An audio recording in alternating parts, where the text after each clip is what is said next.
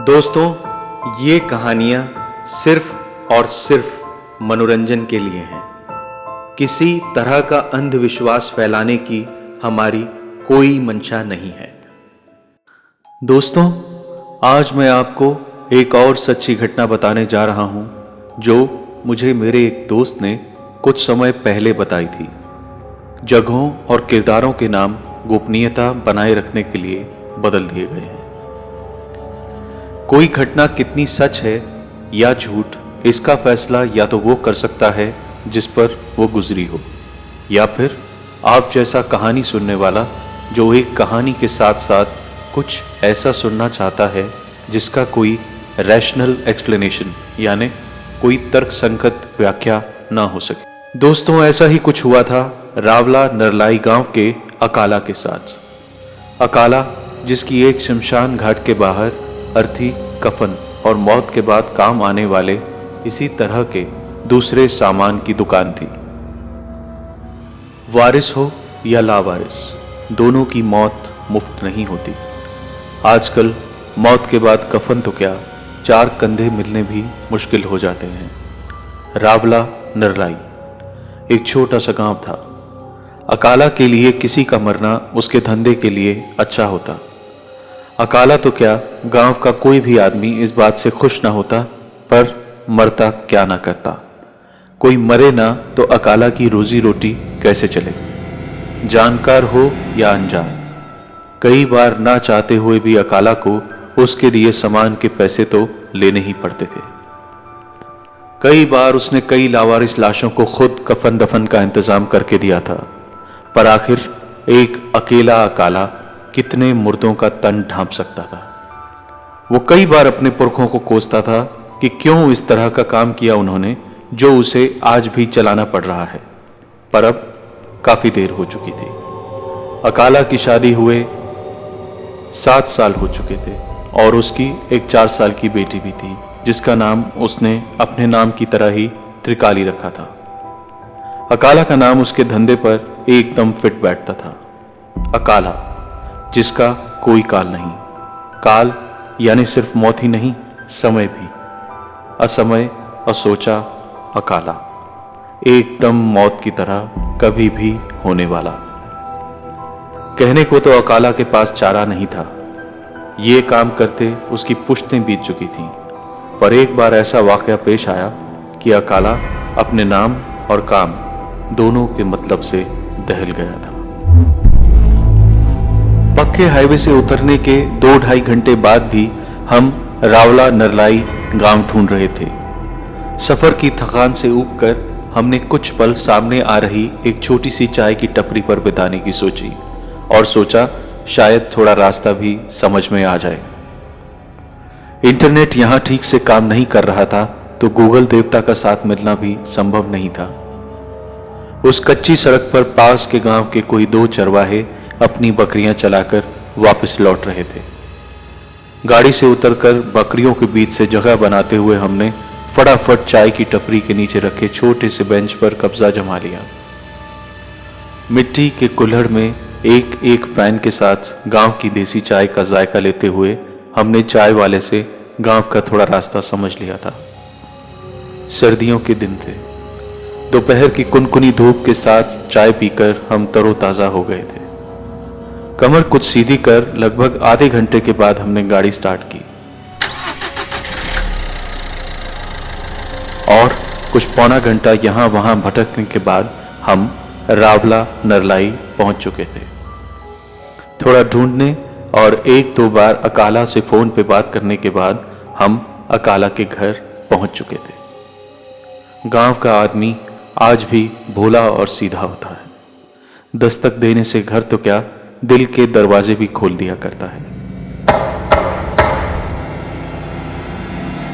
हमारे दस्तक देते ही अंदर से एक लड़की की आवाज आई, कबीरा दरवाजा खोल। और भागते हुए एक 4-5 साल का लड़का आया। दरवाजा खोला और पूछा, कौन हो आप, किससे मिलना है। अंदर जाने से पहले हमने अकाला को फोन लगाया और हमारे कहने पर बाहर आई कबीरा की मां से बात करवा दी। दरअसल वो लड़की अकाला की बेटी त्रिकाली ही थी। और त्रिकाली का अकेला बेटा था कबीरा। अकाला के कहने पर हमने रात वहीं रुकने का फैसला लिया और उसके 2 कमरों के छोटे से घर में एक कमरा हम दोनों को दे दिया गया। लगभग 8, साढ़े 8 अकाला दुकान बढ़ाकर घर आ गया था और हम भी 2-2.5 घंटे की नींद ले चुके थे। बाहर आंगन में थोड़ी लकड़ियां लेकर आग जलाई गई और खाना खा लेने के बाद हुक्का लेकर अकाला हमारे साथ हाथ तापने बैठ गया। हमने अकाला को अपनी आव भगत का धन्यवाद देकर बात शुरू करनी चाहिए, पर अकाला का चेहरा कुछ गंभीर था। हाथ के इशारे से उसने हमें रोका और बोला, "के जानना चाहो हो आप और क्यों?" उसकी बात सुनकर मैं थोड़ा ठिठक गया और बोला, वो सादिक भाई ने आपसे बात की होगी, एक बड़े चैनल के रिपोर्टर हैं राजस्थान में। अकाला एक पल को रुका और बोला, "भाई बात तो की थी, मने याद हो, इसीलिए तो थम हियां बैठे हो, पर मैं पूछूं के करोगे जान के। खैर जो भी करो, अब इतनी दूर ते हियां आए हो तो खाली हाथ कहीं जाओ।" और उसके बाद अकाला ने जो बताया वो मैं आपको अपने शब्दों में यहां बताने की कोशिश कर रहा हूं। कुछ 20 साल पहले की बात है। कफन दफन की दुकान थी हमारी, पुश्तैनी दुकान। अब कफन में ज्यादा फर्क क्या है? आदमी मरे तो सफेद, औरत मरे तो लाल, विधवा मरे तो सफेद और सधवा मरे तो लाल। दोनों तरह के कफन और संस्कार का सारा सामान रखता था मैं। पर एक बार कुछ ऐसा हुआ कि मुझे अपना पुश्तैनी धंधा हमेशा के लिए बंद कर देना पड़ा। गांव के बाहर पीपल के नीचे अकेली दुकान थी हमारी। इस तरह की दुकान गांव में बनाने की इजाजत नहीं थी, तो हमारे दादा के दादा ने वहीं डाल ली थी। आखिर शमशान उसके पास जो था। कभी कभी आसपास के गांव वाले भी सामान खरीद ले जाते थे। अब सुख में तो हमारी दुकान पे कोई नहीं आता, दुख ही दुख। कई बार तो मन करता था कि आज बोनी बट्टा ना ही हो तो अच्छा, किसी बेचारे की अनहोनी और हमारी बोनी। अब ऐसी कमाई कैसे बच्चों के लिए लाएं, पर चारा ही नहीं था। बचपन से बापू ने स्कूल छुड़ाकर गल्ले पर बिठा दिया था। बापू तो चले गए, पर मैं पूरी ईमानदारी से मौत का धंधा चला रहा था। एक बार की बात है, एक सुबह मैंने जब दुकान खोली तो मैं हैरान रह गया। पूरी दुकान में सारा सामान था, पर कफन गायब थे। मैंने इधर उधर पूछा, बात की, पर कुछ पता नहीं चला। छोटा सा गांव, कुल 100-150 घर, कोई कुछ ना बता पाया। यहां तक कि चौकीदार भी चुप था। अब कफन के बिना काम कैसे चले? मैं गया और शहर से 2 थान खरीद लाया। शाम तक दुकान पहुंचा, सामान रखकर दुकान बढ़ाई और घर आ गया। अगली सुबह फिर दुकान पर पहुंचा तो वही हुआ, फिर से कफन गायब थे। मैं परेशान हो गया था। थाने गया और कफन चोरी होने की शिकायत की तो दरोगा जी भी हैरान थे कि आखिर ऐसा कौन चोर है जो कफन चुरा रहा है। वो चोर बाकी सब छोड़कर सिर्फ कफन लेकर चला जाता है। अजीब सी पहेली थी, कफन की चोरी। रिपोर्ट लिखाकर मैं घर पहुंचा तो मेरी 4 साल की बेटी त्रिकाली अपनी गुड़िया से खेल रही थी। मैंने पास बैठकर पानी का घूंट भरा ही था कि वो अंदर से एक रुमाल लाई और अपनी गुड़िया को मुंह तक पूरा ढक दिया और धीरे से बोली, "ये ले, तेरे लिए गिफ्ट है, तेरा कफन। मरने से पहले अपना कफन संभाल ले, क्या पता तब मिले ना मिले।" और इसके साथ ही उसकी आवाज थोड़ी भारी हो गई। बोली, "बाद में मरो, पहले कफन का जुगाड़ करो।" उसके इतना कहने की देर थी कि मैं त्रिकाली की मां पर फट पड़ा। ये क्या बकवास कर रही है? ये क्या सिखा रही है तू इसको? ये क्या सिखाएगी मुझे? मैं कफनी हूँ, कफनी।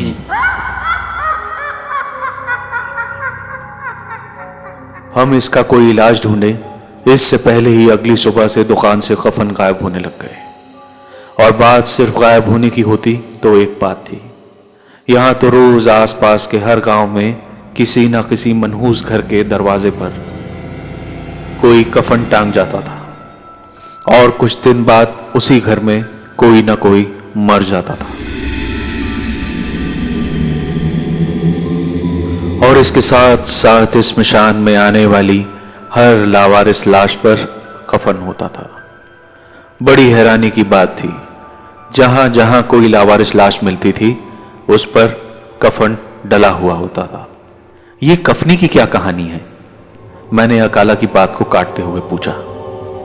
अकाला ने फिर हाथ से रुकने का इशारा किया और आगे की कहानी सुनाने लगा। भाई जी, ये मुसीबत शुरू हुई थी भंवरलाल के घर से, और उसके बाद बदकिस्मती की तरह हम पर ऐसे फैल गई कि एक समय था जब गांव के हर दरवाजे के पास हमें कफन तैयार रखना पड़ता था, और जब कोई बदकिस्मत ऐसा नहीं कर पाता था तो उसके घर के बाहर कफनी एक कफन रख जाती थी। रोज रात किसी भी घर पर आकर कफन मांगती थी। उसे कफन मिल गया तो ठीक, नहीं तो उस घर में मौत नाचती थी। तो जैसा मैंने कहा कि बात शुरू हुई थी भंवरलाल के घर से। भंवरलाल की लुगाई थी भरमो। भरमो और भंवरलाल की नई नई शादी हुई थी। भरमो की डोली आए अभी एक ही दिन हुआ था कि एक रात उसने कुछ देखा जिसे देख वो इतना डर गई कि उसने जिद पकड़ ली कि मुझे वापस छोड़कर आओ, मुझे अपने घर जाना है। बहुत जोर देकर पूछने पर उसने बस इतना ही बताया कि रात में उसने दीवार पर और छत पर पैर चलते देखे हैं। उसने कहा कि रात में उसके कमरे का दरवाजा अचानक खुल गया।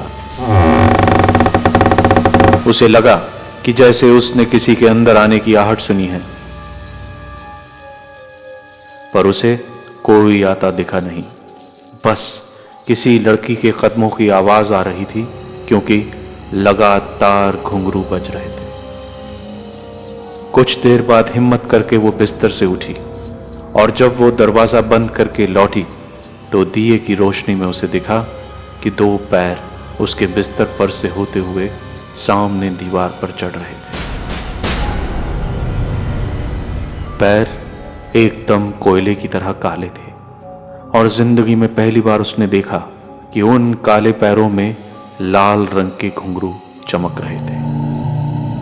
वो उसके ऊपर की छत पर काफी देर उल्टे चिपके रहे, और कुछ देर में उसे लगा कि पैरों में से दो आंखें चमक रही हैं, जो हल्के उजाले में लगातार उसे घूर रही हैं। वो बर्फ सी उसी खाट पर जमी रही। इसके बाद दोनों पैर पूरे कमरे का चक्कर लगाकर दिए की लौ के पास पहुंचे और धू धू करके जलने लगे। इसके बाद जलते पैरों ने जमीन पर सोए उसके पति भंवरलाल के बिस्तर का एक चक्कर लगाया और गायब हो गए। कमरे से पूरी रात जले मांस की दुर्गंध आ रही थी। सुबह उठने के बाद से ही भंवरलाल पागल सा हो गया था। वह सुबह से ही 2 बार घर से भाग चुका था, और जबरदस्ती वापस लाने पर मार पीट करने को उतारू हो जाता था। डॉक्टर के इंजेक्शन देने के बाद कुछ देर तो सोया, पर दोपहर बाद उठते ही फिर कहीं चला गया था, और अब शाम तक उसका कोई अता पता नहीं था। यहां भंवरलाल के खो जाने के बाद भरमो ने शोर मचा दिया कि हो ना हो उसकी शादी किसी पागल से करा दी गई है, और उसके ससुराल वाले भूत भूतनी हैं जिनके घर में बिना आदमी औरत के पैर चलते हैं। बड़ी मुश्किल से भरमो को समझा बुझाकर रोका गया, और बात गांव से बाहर ना जाए इसलिए गांव के कुछ बड़े बूढ़ों ने तंग आकर एक अघोरी तांत्रिक को बुलवाया। उस अघोरी तांत्रिक ने बताया कि भंवरलाल पर पैर आए हैं। अब वो अपनी मर्जी से कहीं नहीं जा सकता। वो वहीं जाएगा जहां उसे ये पैर लेकर जाएंगे। पैर आना मतलब? एक गांव वाले ने पूछा। तो तांत्रिक ने बताया कि अब वो अपने बस में नहीं रहा। ये किसी बुरी आत्मा का साया है, कोई आत्मा जो बरसों कैद में रही है और अब शरीर छूट जाने के बाद एक जगह थमने वाली नहीं है। जो उस आत्मा के असर में होगा वो बस घूमता रहेगा, भटकता रहेगा। सबके गुहार करने पर कुछ और दिन साधना करने के बाद उस अघोरी ने बताया कि ये अतृप्त आत्मा नए जोड़ों की तलाश में ही घूम रही है। 3 रात अगर भंवरलाल और उसके घर वाले जांघों तक मिट्टी में टांगें गड़ाकर श्मशान में उसके साथ साधना करेंगे तो उनके घर से वो आत्मा हमेशा के लिए चली जाएगी, पर गांव में कोई भी शांति से नहीं रह पाएगा। मजबूरी में भंवरलाल के पूरे परिवार को पूरे नियम के साथ ये कठोर साधना करनी पड़ी और जल्दी ही उनका पीछा उस आत्मा से छूट गया। पर इसके बाद उस खौफ का कहर पूरे गांव पर टूट पड़ा। गांव में यहां वहां पैर चलने लगे। कभी कोई इंसान लापता हो जाता तो कभी जानवरों के झुंड रास्ता भटक जाते। कई लड़कियां कुंवारी बैठी रहती। बारातें घर से तो चलती थीं पर पहुंच नहीं पाती थीं। रात में लोगों को अपने घर में या गांव में पैर चलते दिखाई देते, पर और कोई नहीं दिखता था। जो भी पैरों को देखता वो या तो बीमार हो जाता या उन पैरों के पीछे जाता जाता कहीं खो जाता। बात बढ़ती गई और अब लोगों को पैरों के साथ साथ कोई कपड़ा ओढ़े दिखाई देती। कुछ दिनों बाद उसने घर घर आकर कफन मांगना शुरू कर दिया और ना देने वाले घर पर उसका गुस्सा निकलता और अगले दिन उस घर के दरवाजे पर कफन टंगा मिलता। इसके कुछ दिन बाद उस घर में कोई न कोई ऊपर वाले को प्यारा हो जाता। रात भर घुंघरुओं की छन छन यहां वहां सुनसान रास्तों में या घरों के पास सुनाई देती। कुछ समय बाद हमारे गांव के एक भाई सलीम का बेटा अकरम लापता हुआ। बहुत ढूंढने पर वो मिल तो गया, पर एक ही बात चिल्ला रहा था, कफनी से बचाओ, कफनी से बचाओ। उसे सोते जागते हर जगह पैर दिखते थे। यहां तक कि कुछ दिन बाद उसे अपने घर वाले भी दिखने बंद हो गए और एक दिन तंग आकर उसने अपनी जिंदगी खत्म कर ली। पूरा गांव अकरम का मातम मनाने जमा हुआ था, पर हम सब शायद हार मान चुके थे। रोज मेरी दुकान से कफन गायब हो जाते और कुछ मनहूस घरों के दरवाजों पर मिलते। हालात ये हो गए कि कोई चाह कर भी किसी लाश को ढांपने के लिए कफन नहीं खरीद सकता था। मेरा काम धंधा बिल्कुल चौपट हो गया था। कफनी को मेरी दुकान से जब कफन मिलने बंद हुए तो गुस्से में उसने मेरी 4 साल की बेटी के शरीर पर कब्जा कर लिया। इतनी परेशानी तो ऊपर वाला किसी दुश्मन को भी ना दिखाए। कहते कहते अकाला की आंखें नम हो चली थी। मैंने पास रखे घड़े से लोटे में कुछ पानी लेकर उसे पीने के लिए दिया तो उसका ध्यान फिर हमारी ओर आया। रात काफी हो गई है बाबूजी, नींद तो आ रही है ना आपने?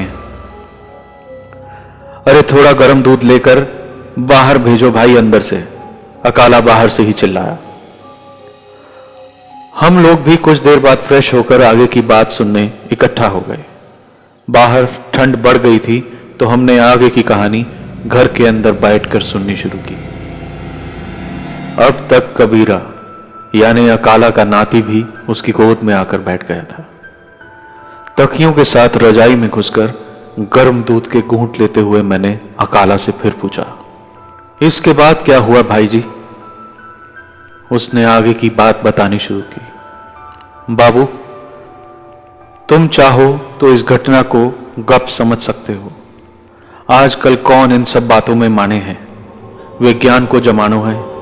पर इससे पहले आप इसे हल्के में लो, मैं बताना चाहूंगा कि ये हमारी आप बीती है। इस गांव में हर किसी की आप बीती। आज जो हंसता खेलता परिवार देख रहे हो आप, इसके पीछे बहुत बड़े बलिदान दिए गए हैं। डरता कांपता हुआ मैं अपनी बेटी को लेकर उसी अघोरी के पास मदद के लिए गया। वो इस समस्या के बारे में सब कुछ जानता था, क्योंकि आए दिन गांव से कोई ना कोई उसके पास पहुंच जाता था। पर आज तक ऐसा कभी नहीं हुआ था कि कफनी ने किसी बच्चे को तंग किया हो या किसी के शरीर पर कब्जा किया हो। मेरी बेटी को देख उस अघोरी का दिल पसीज सा गया। त्रिकाली की आंखें बदल चुकी थी। उसके गले से जो आवाज निकल रही थी वो कोई साधारण आवाज नहीं थी और ना ही कोई साधारण बला थी कफनी। उस अघोरी ने इस त्रिकाली को देखा और काफी देर गंभीरता से सोचने के बाद दृढ़ आवाज में बोला, आज मैं इससे निपट कर रहूंगा। मैं इस तरह से मासूम बच्ची को मरता और नर्क की जिंदगी जीता नहीं देख सकता। पर एक बात तय है कि जब तक कफनी की आत्मा तुम्हारी बेटी के अंदर है, वो गांव वालों को नुकसान नहीं पहुंचा पाएगी। मैं उसे यहीं रखूंगा। अकाला, जाकर एक फावड़ा लेकर आओ।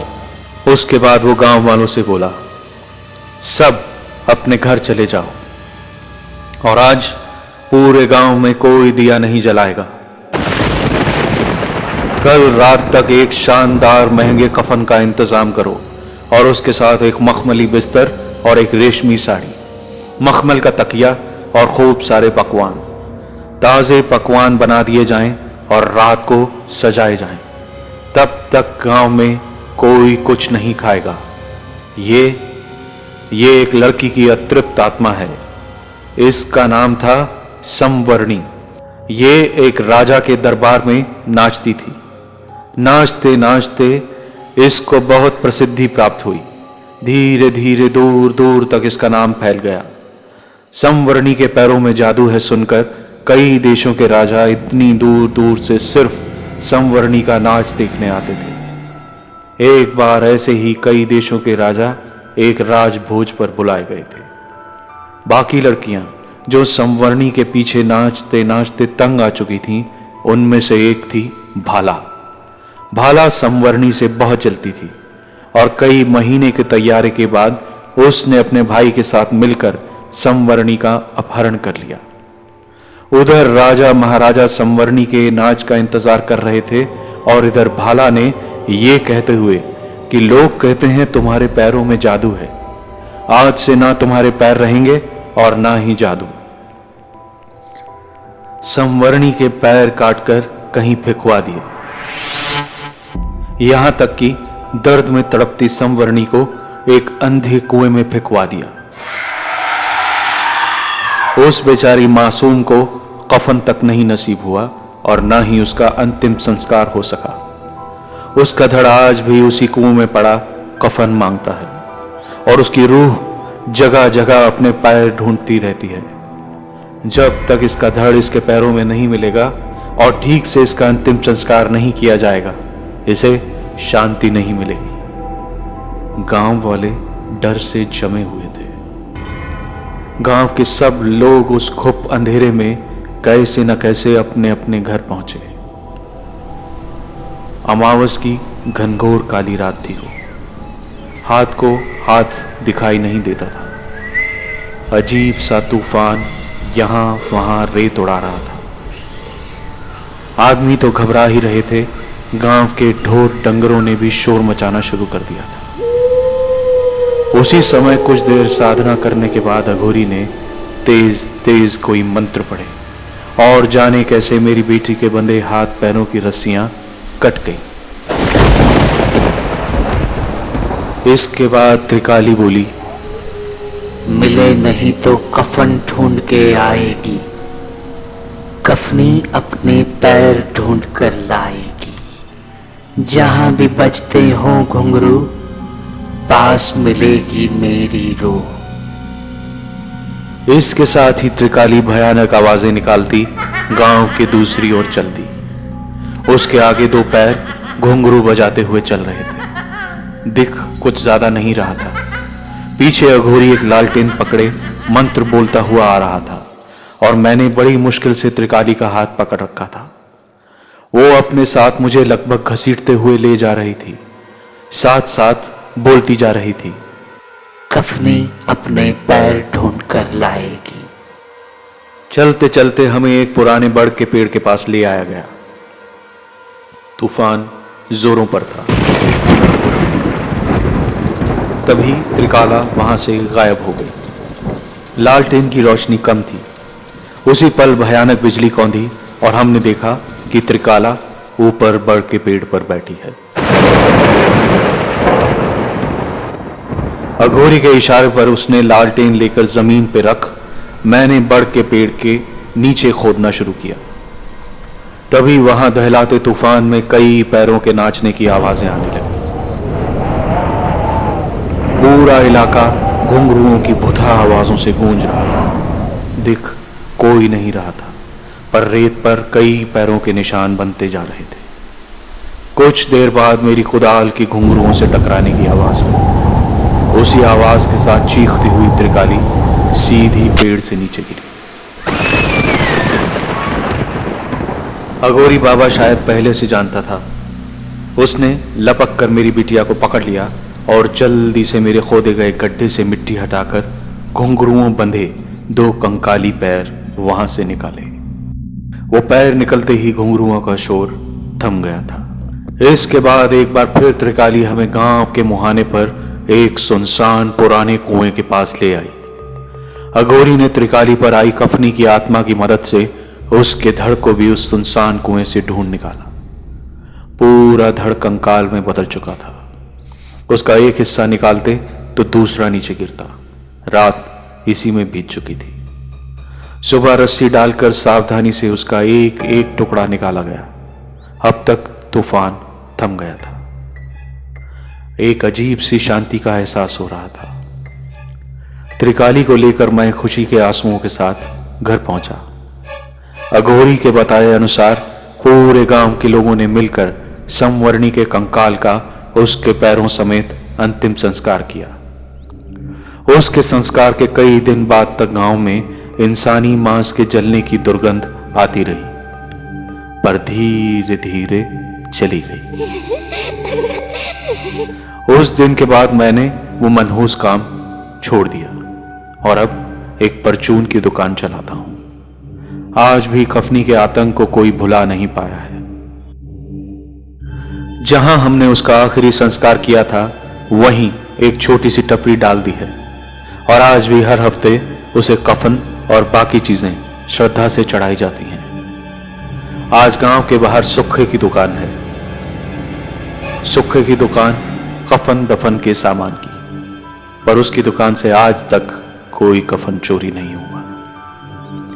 त्रिकाली की शादी हुए 8 साल हो चुके हैं और अब मेरी बेटी बिल्कुल ठीक है। कोई इस बात को माने या ना माने, पर रावला नरलाई के रहने वालों के लिए ये अटल सत्य है। आज पूरी रात जागना है कि बापू, कम से कम बच्चा ने तो सोण दो। त्रिकाली की मीठी सी शिकायत भरी आवाज गूंजी और अकाला और हम बत्ती बुझाकर एकदम रजाई में दुबक लिए। आखिर सुबह जल्दी उठकर वापस जो निकलना था।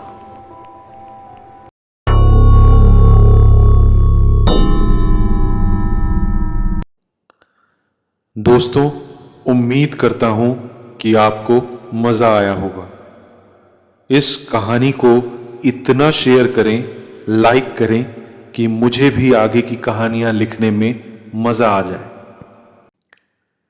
अगली कहानी का टिकट खरीदिए, लाइक कीजिए, शेयर कीजिए और सब्सक्राइब कीजिए।